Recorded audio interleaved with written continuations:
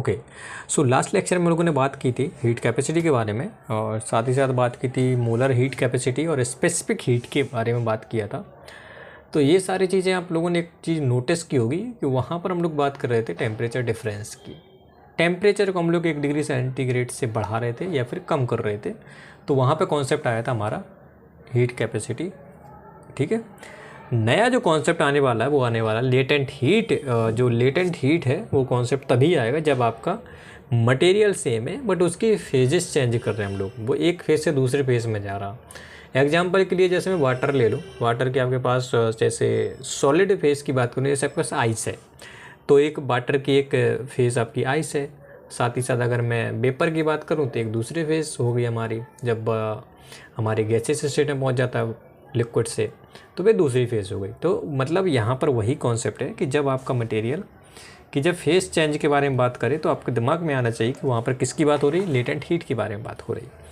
तो latent heat की definition भी हम लोग वैसे ही पढ़ते हैं जैसे हम लोगों ने हीट कैपेसिटी के बारे में पढ़ा था।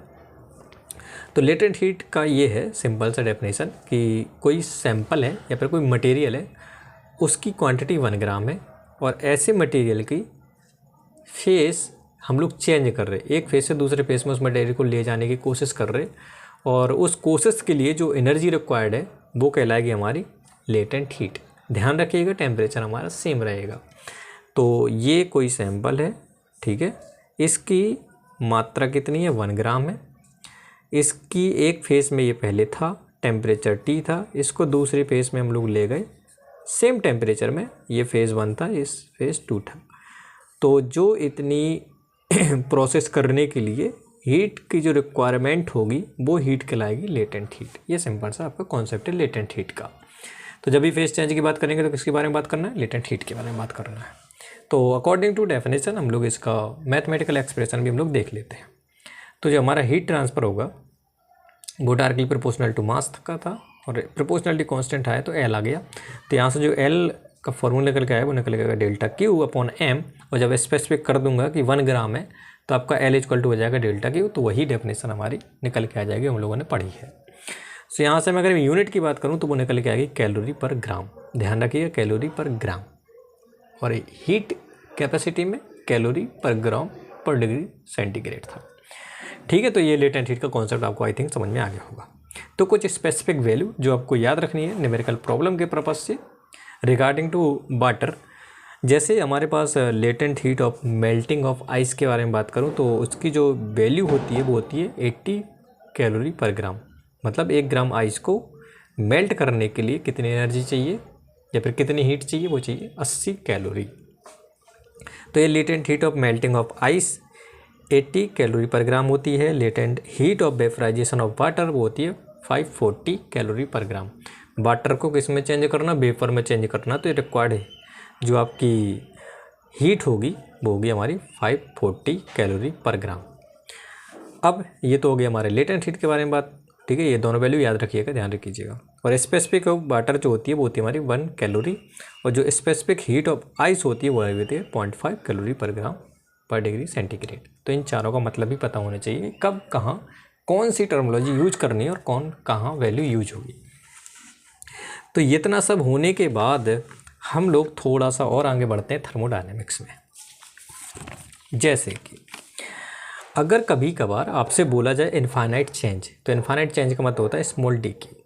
ठीक है, तो इस इनफाइनाइट चेंज अगर हम लोग कर रहे टेम्परेचर में तो जो रिक्वायर्ड हीट होगी उसको हम लोग डेल्टा क्यू, या फिर यहाँ पे इनफाइनाइट चेंज की बात करें तो डी क्यू। तो जो डी क्यू होता था वो इक्वल टू हो जाता है एम इंटू सी इंटू डी टी। और अगर मैं लार्ज चेंज की बात करूं, टेम्परेचर में लार्ज चेंज की बात करूं, तो आपका लार्ज चेंज हो जाएगा टेम्परेचर में, तो वहाँ से जो हीट ट्रांसफ़र होगा वो उसको हम लोग डिनोट करेंगे डेल्टा क्यू से, और डेल्टा क्यू हो जाएगा इसका इंटीग्रेशन। तो जगह अब टेम्परेचर चेंज करना है T1 से T2 पे, तो हमारा यहाँ से सिंपल सा ये लार्ज चेंज के लिए फॉर्मूला आ जाएगा। और अगर मैं यही चीज़ स्पेसिफिक हीट में लिखना चाहूँ तो इसको हम लोग स्पेसिफिक हीट में कुछ इस तरीके से डिफाइन कर देते हैं। स्पेसिफिक हीट कैपेसिटी के टर्म्स में हम लोग कुछ इस तरीके से डिफाइन कर देते हैं, जहाँ पर हम लोग मास की वैल्यू 1 ग्राम पुट करते हैं और हमारा जो टेम्परेचर है वो 1 डिग्री सेंटीग्रेड से इंक्रीज करता था। तो अगर मैं स्पेसिफिक हीट के बारे में मैं फॉर्मूला लिखना चाहूँ तो कुछ इस तरीके से डिफाइन करूँगा मैं, delta Q equal to summation T1 से T2 dt।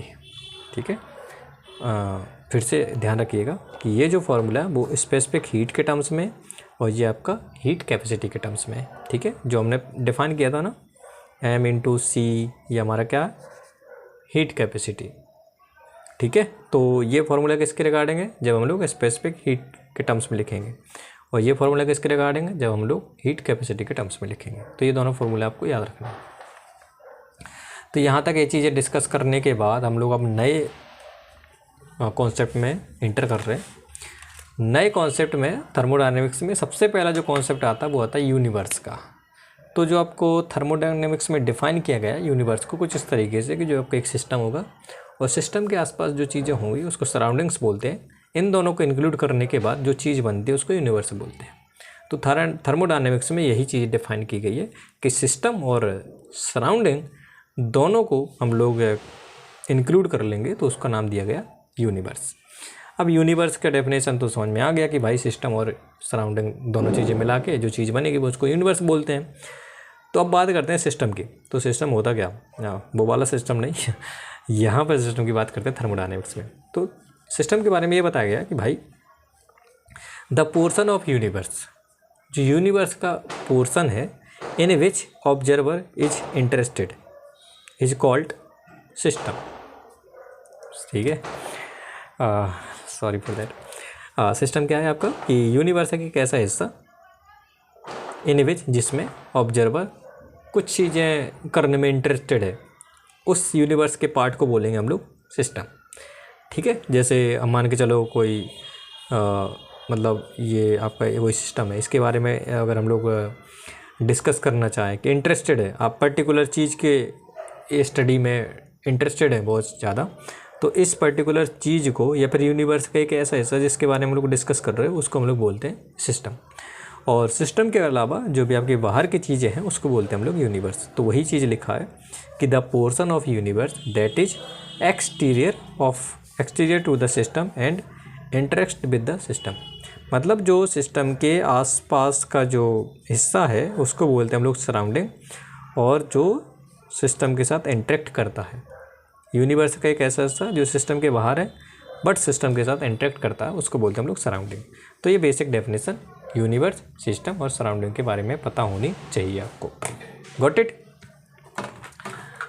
I think hope so आपको पता चला होगा थोड़ा बहुत। लाइक जैसे अगर मैं बात करूँ कैसे समझाऊंगा आपको, एक चीज़ रुकिए बताता हूँ मैं, जैसे like that. Okay got it. ये फिर से हम लोग एक एग्जाम्पल रखते हैं। लाइक जैसे मान के चलो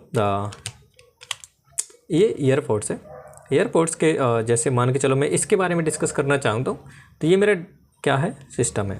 ये सिस्टम है।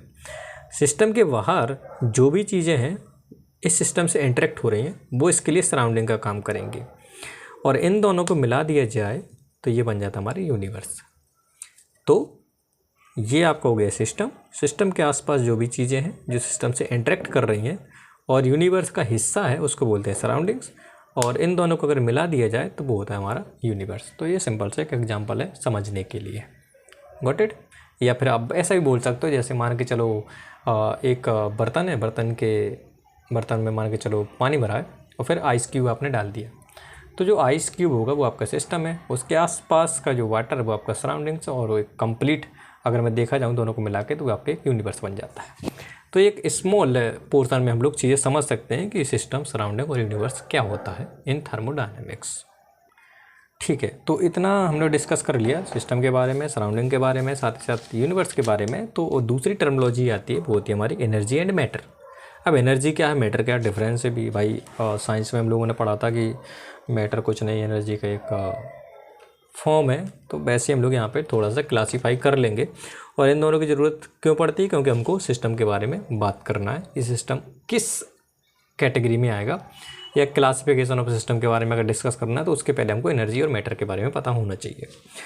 तो एनर्जी का मतलब ये है कि the form of energy that transfer without exchange of mass. Energy क्या, एनर्जी एक एनर्जी का फॉर्म है जिसको हम लोग ट्रांसफ़र कर सकते हैं एक फॉर्म से दूसरे फॉर्म में, बट मास को चेंज नहीं करना, एक्सचेंज नहीं करना है, तो उसको बोलते हैं हम लोग क्या, एनर्जी। और मैटर क्या है, the part of energy, energy का पार्ट ही है that transfer with exchange of mass. Matter वही है भाई, एनर्जी का एक हिस्सा है, जिसमें हम लोग किसकी बात करते हैं, एक्सचेंज ऑफ मास की बात करते हैं। और जब विदाउट एक्सचेंज ऑफ मास के बारे में बात करेंगे तो उसको एनर्जी बोलेंगे, और अगर हम लोग विथ एक्सचेंज ऑफ मास के बारे में बात करेंगे तो उसको मैटर बोलते हैं। तो ये एनर्जी और मैटर में डिफरेंस है, ये याद रखिएगा।